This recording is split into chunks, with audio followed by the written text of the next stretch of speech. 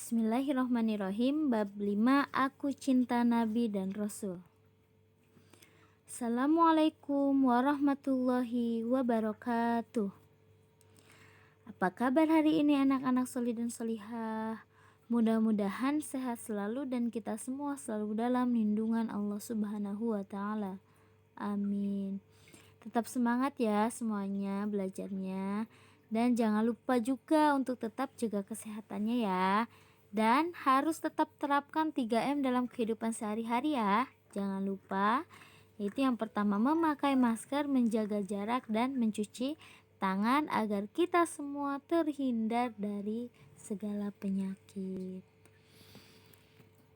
Sebelum memulai pelajaran hari ini, mari bersama-sama kita membaca doa terlebih dahulu ya. Berdoa mulai. Bismillahirrahmanirrahim. Raditu billahi rabba wa bil islami dina wa bi muhammadin nabiyya wa rasula. Rabbi zidni ilman warzuqni fahman waj'alni minas solihin. Alhamdulillah kita semua sudah membaca doa. Semoga Allah Subhanahu wa Ta'ala memberikan kemudahan serta pemahaman yang baik kepada kita semua. Amin ya Allah ya Rabbal Alamin. Oke, kali ini kita akan membahas bab 5 tentang Aku Cinta Nabi dan Rasul. Iman kepada Nabi dan Rasul adalah bagian rukun iman. Ayo, siapa di sini yang sudah tahu rukun iman ada berapa? Kalau sudah tahu, kita jawab bersama-sama ya. Betul, rukun iman semuanya ada 6. Kita nyanyikan bersama-sama ya. Jangan lupa jaringnya juga ikut menghitung ya. Ya, kita nyanyi bersama-sama ya. Rukun iman 6, jangan dilupakan. Percayakan Allah, malaikat kitabnya, percaya Rasul, hari kiamat, dan juga takdir baik dan buruknya. Pinter. Jadi rukun iman yang pertama adalah iman kepada Allah, yang kedua iman kepada malaikat, yang ketiga iman kepada kitabnya, yang keempat percaya kepada Rasul, yang kelima iman kepada hari kiamat, dan yang keenam iman kepada qada dan qadar, baik dan buruknya semua itu datang dari Allah Subhanahu wa Ta'ala. Jadi iman kepada Rasul adalah termasuk rukun iman yang keempat. Pintar ya, semuanya sudah bisa menjawab. Nah, Allah Subhanahu wa Ta'ala telah mengutus Nabi dan Rasul untuk mengemban risalah, yaitu mengajak manusia untuk menyembah Allah Subhanahu wa Ta'ala. Semua umat muslim harus beriman kepada Nabi dan Rasul, yaitu caranya dengan meneladani sifat-sifat para Nabi dan Rasul. Jadi cara kita beriman kepada para Nabi dan Rasul yaitu dengan meneladani sifat-sifat para Nabi dan Rasul. Ada 25 Nabi dan Rasul yang wajib kita imani, dan kisahnya semua tercantum dalam Al-Quran. Nah, yang akan kita bahas yaitu tentang Nabi Ayub alaihi salam, Nabi Musa alaihi salam, Nabi Harun alaihi salam, dan Nabi Zulkifli alaihi salam. Yang pertama akan kita bahas adalah kisah keteladanan Nabi Ayub alaihi salam. Nabi Ayub adalah putra Nabi Ishak bin Ibrahim alaihi salam. Jadi Nabi Ayub ini adalah putranya Nabi Ishak, cucunya Nabi Ibrahim. Karena Nabi Ibrahim ini memiliki dua anak, yaitu Ismail dan Ishak. Nah, Nabi Ishak kemudian memiliki anak, yaitu namanya Nabi Ayub. Jadi Nabi Ayub ini adalah cucunya Nabi Ibrahim. Nabi Ayub adalah seorang nabi yang sangat kaya raya. Akan tetapi Nabi Ayub tidak pernah sombong, tidak pernah melalaikan ibadahnya kepada Allah. Jadi meskipun Nabi Ayub orang yang sangat kaya raya, tetapi Nabi Ayub tidak pernah sombong dan tidak pernah meninggalkan ibadah kepada Allah.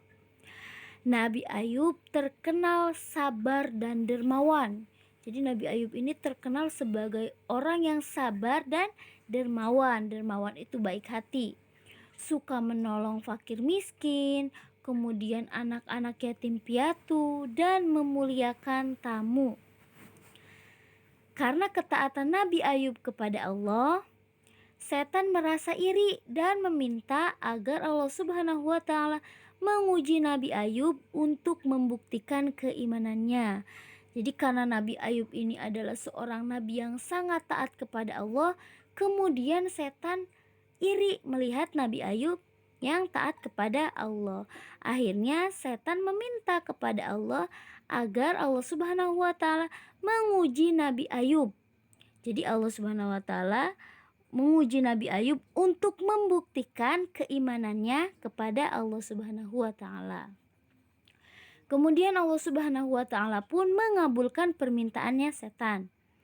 Nah, kemudian Allah Subhanahu wa Ta'ala memberikan beberapa cobaan kepada Nabi Ayub. Di antaranya yaitu ujiannya yang pertama, Allah Subhanahu wa Ta'ala memberikan cobaan dengan mengambil semua harta kekayaan Nabi Ayub. Jadi kan tadi Nabi Ayub itu orang yang sangat kaya raya ya. Jadi ketika Allah Subhanahu wa Ta'ala memberikan cobaan kepada Nabi Ayub, Allah ambil semua hartanya. Nah, ketika Allah Subhanahu wa Ta'ala mengambil harta Nabi Ayub jatuh miskin. Walaupun hartanya habis, jatuh miskin, tetapi Nabi Ayub tetap teguh beriman kepada Allah Subhanahu wa Ta'ala. Jadi ketika harta Nabi Ayub hilang, tetapi Nabi Ayub tetap beriman kepada Allah Subhanahu wa Ta'ala. Yang kedua, semua putra dan putri kesayangan Nabi Ayub yang patuh dan berakhlak mulia meninggal dunia. Namun Nabi Ayub tetap ikhlas dan sabar. Jadi harta Nabi Ayub sudah hilang, kemudian anaknya semuanya meninggal. Tetapi Nabi Ayub tetap ikhlas dan sabar. Kemudian setelah anaknya meninggal, Allah menguji lagi. Allah menguji Nabi Ayub dengan penyakit kulit. Nabi Ayub menderita penyakit kulit kurang lebih selama 7 tahun. Nah, jadi Nabi Ayub setelah kehilangan hartanya, kemudian kehilangan anaknya, lalu Nabi Ayub menderita penyakit kulit selama kurang lebih 7 tahun. Nah, walaupun keadaan Nabi Ayub seperti itu, tetapi Nabi Ayub tetap teguh beriman kepada Allah Subhanahu wa Ta'ala dan tambah rajin ibadahnya. Jadi ketika Nabi Ayub mendapatkan cobaan dari Allah, Nabi Ayub tetap kukuh imannya kepada Allah. Malah Nabi Ayub ini tambah rajin ibadahnya kepada Allah. Meskipun musibah silih berganti, tetapi tidak membuat Nabi Ayub lupa beribadah dan memuji nama Allah. Jadi walaupun Nabi Ayub mendapatkan cobaan, tetapi Nabi Ayub tidak lupa beribadah kepada Allah. Kesabaran dan ketabahan Nabi Ayub berbuah hasil. Doanya dikabulkan oleh Allah Subhanahu wa Ta'ala. Kemudian Nabi Ayub bisa sembuh dari penyakitnya dan kembali menjadi orang kaya yang seperti sebelumnya. Jadi kesabaran dan ketabahan Nabi Ayub ini berbuah hasil. Setelah Nabi Ayub menerima cobaan, tetapi Nabi Ayub tetap sabar. Akhirnya Nabi Ayub sembuh dari penyakit kulitnya dan Nabi Ayub kembali lagi menjadi orang yang kaya raya. Maka dari itu, jika kita beriman kepada Allah Subhanahu wa Ta'ala, beriman kepada Nabi dan beriman kepada Rasul, maka kita harus meneladani sifat-sifat yang dimiliki oleh para Nabi dan Rasul. Salah satunya yaitu sifat yang dimiliki oleh Nabi Ayub ya, yaitu sabar dan tetap beribadah meskipun mendapatkan cobaan bertubi-tubi. Nah, jadi kita harus meneladani sifat Nabi Ayub, yaitu sabar dan tabah. Jadi ketika Nabi Ayub mendapatkan cobaan bertubi-tubi, tetapi Nabi Ayub ibadahnya tambah rajin kepada Allah.